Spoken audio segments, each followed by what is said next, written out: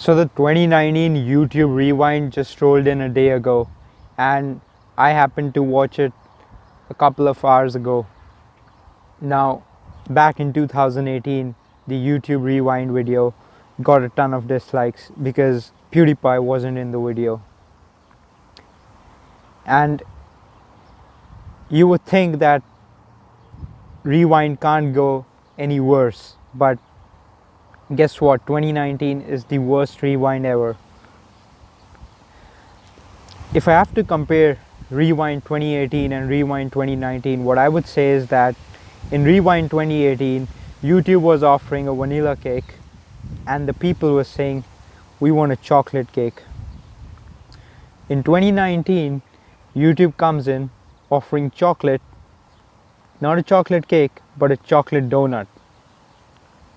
And what I mean by that is that YouTube with Rewind 2019 has essentially destroyed the core concept of Rewind, because it was meant to bring in creators and create a unique video.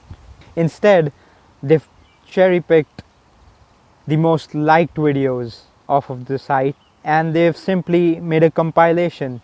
There was a comment on the video saying that this is essentially Watch Mojo except without the commentary track, and that is 100% accurate. That is what the video was, and this really makes you wonder whether YouTube is not trying at all, or is it trying too hard.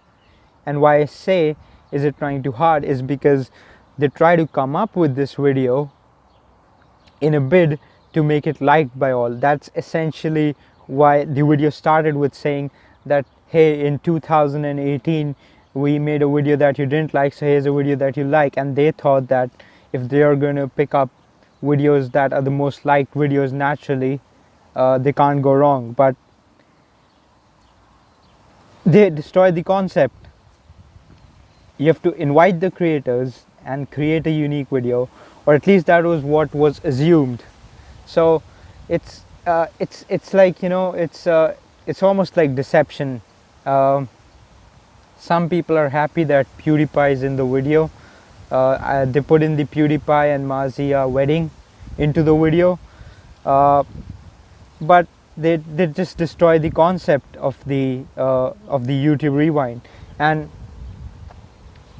the other thing that I noticed in YouTube Rewind 2018 as well, that's something that that's still going on, is that about 70 to 80% of the content is about English speaking American or Western YouTubers, and then they have this segment at the end or in between where they just put in the international YouTubers. They just put in T-series, Spanish YouTubers, Arabic YouTubers. So it does not reflect YouTube as a global community, rather it reflects YouTube from the eyes of America. It's very much like America, isn't it?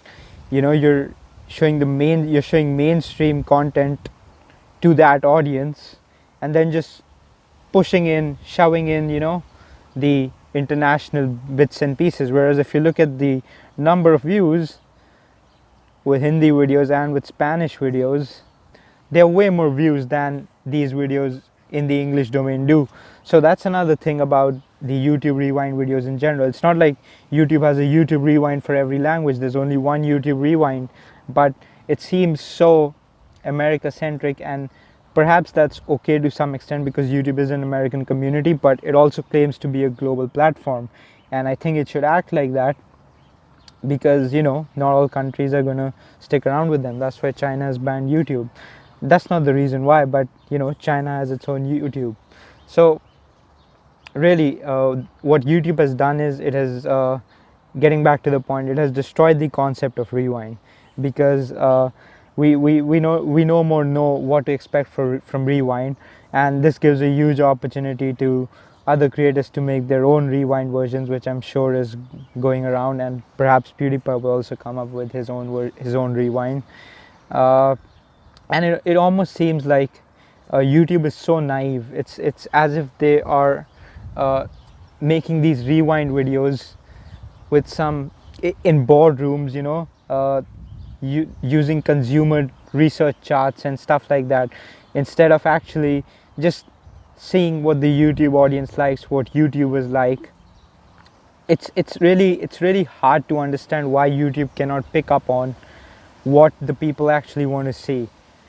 It just blows my mind why YouTube can't see that.